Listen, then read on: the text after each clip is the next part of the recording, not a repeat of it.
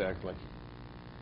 Vayikach sheishmeis rechav bachur, took 600 of the choicest, the most expert of the chariot corps, v'chol rechav b'tzroyim, sholishim al kulam,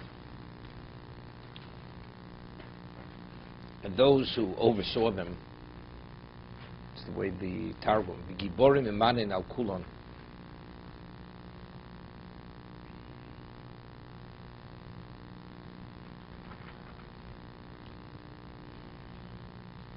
And we'll do Rashi reading on Vav. Yeses richbohu ba'atzmo. It's interesting. I mean, usually we find by Bilam and by Avram Avinu. It says they hitched their own donkeys, right? So it says either Avam Mekalkelas Asina, love overrides all protocol. Avram Avinu, the man's 137 years old. He has slaves, servants. Let them hitch the donkey. Torah says he hitches it himself. Bilam is going to curse the Jews. The man is such a self-absorbed, self-centered megalomaniac. Bilam, he should hitch his own donkey. When it comes to curse the Jews, I'll do it myself. I have no time to do it. There's no Bilam. That's a sin b'kalkelas ashura. Hate overrides all protocol. But yet, over here, why is he pursuing the Jews?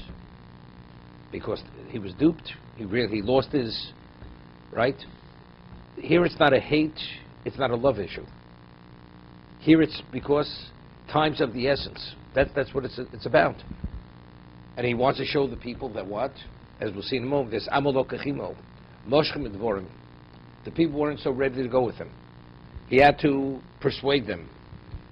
Lokinu v'notlu mamonenu v'shilchachtum. Here, he says, we've been smitten. They took our money, we sent them out. Bo'imi v'ani esnagi mochem kshar malochim. V'ani lo, I'm not going to deal with you like other kings deal with their subjects. Other subjects, the subjects, they first go to war, and the king comes, I will lead you into battle.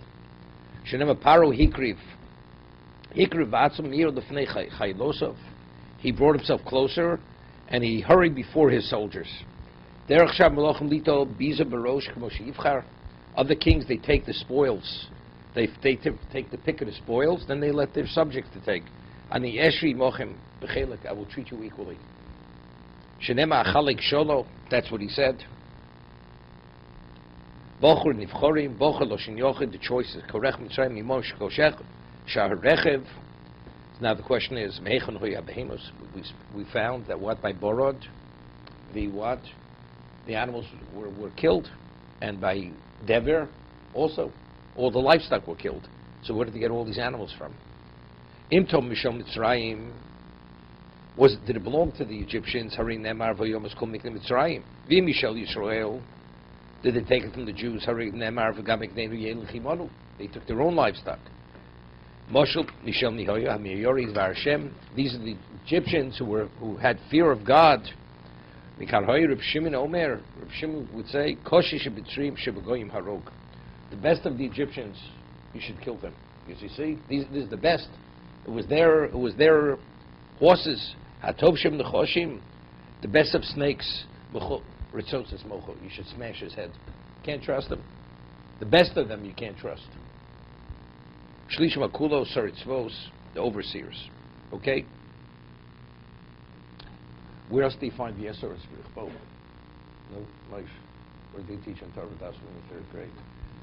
So it says over there by Yosef, when he heard that his father was coming, it says he was viceroy. He hitched his own chariot to go see his father. And over there Rashi doesn't say Ha'ava Mekalkelas Ashura, because out of love for his father, he couldn't wait. Over there it says to go to honor his father. That's where he went, right? Something he had to do himself, couldn't wait. That wasn't a love issue. He had to go see his father. He hitched his donkey, his chariot.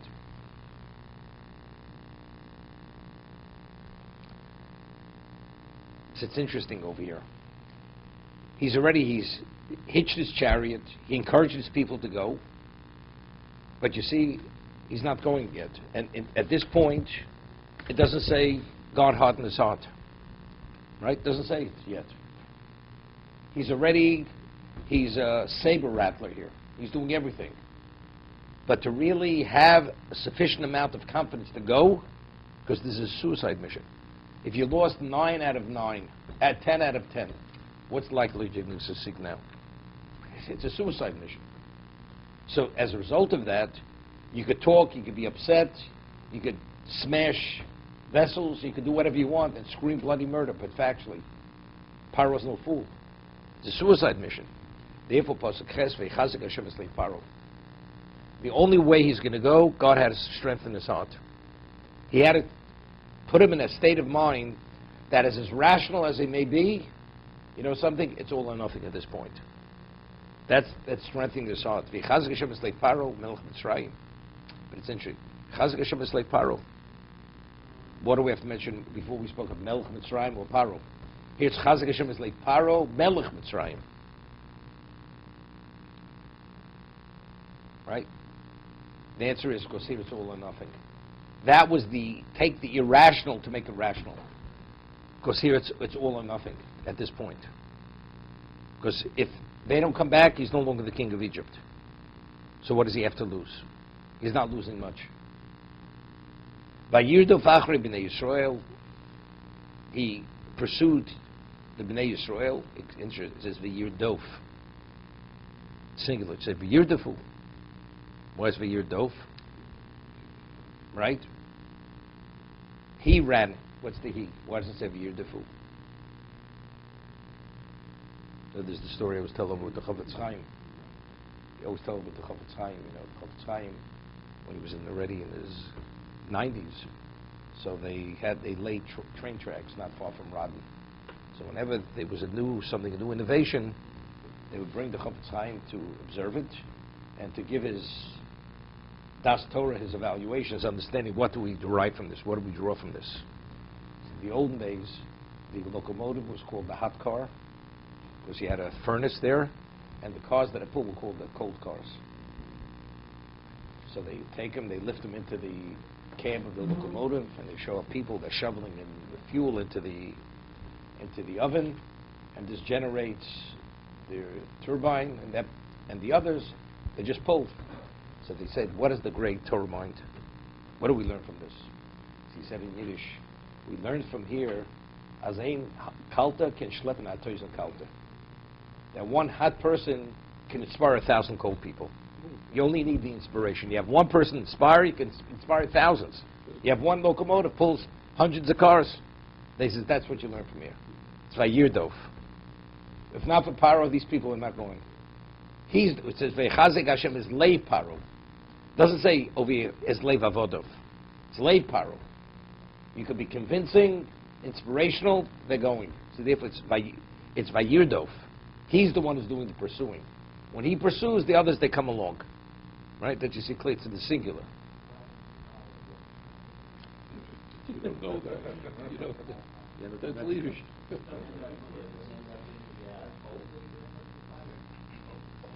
Monday morning quarterback. Could be worse than that. Chofetz Chaim is a marshal, explains it with an allegory. You know, people say, but everybody's doing it. Right? Everybody's doing it. So the Chofetz Chaim is a marshal. It's a phenomenal allegory. You know, in Russia, you had these lumberjacks. They would go into the Russian forests, and a whole winter they would cut timber. And that was the earning for the year. And deep in the forests, the ground was frozen, but the moment it started to thaw, they had to leave immediately. Because the bogs, the mud was so deep, once it would start thawing, you'd never get out of there. So they had to leave when the ground was still frozen. And they left when there was still snow on the ground. And they knew exactly. So they'd work a good 2.5, 3 months in Russia. And the wagons didn't have wheels. They had skis on it. And so what happens? Before they would leave, they would go and they'd buy themselves, they would pay cash, they'd buy themselves a few bottles of whiskey, and they would drink it down. So the lumberjack would be drunk. These horses that pulled these wagons on the skis were trained. They knew exactly how to go out of the forest. So you have the lumberjack, he has the whip, and the horse knows what direction, but the lumberjack is drunk, and he believes the horse is going the wrong direction. He starts whipping the horse. So what happens? rather than a horse going out of the forest or deeper in the forest. What happens? There's snow on the ground, so you have the tracks of the wagon going in the wrong direction. The next guy comes out of the forest. So he says, evidently, the horse is going, no, he's going, he whipped his horse, of course, to follow the tracks of the first one. So everybody's going in the opposite direction. Rather than going out of the forest, they're going deeper in the forest. That's what the world's all about. Why you do it? Well, everybody's doing it. And who's the trendsetter? Right? The man doesn't even begin where he's going. He thinks he's going up. He's going directly down. That's exactly what we're talking about. So the question, who's the one who's inspiring everybody else? Where's the inspiration? Is it Radio City Music Hall? Or is it Lahavdil, is it coming from a source of Kedusha? Where's the inspiration coming from? To be continued.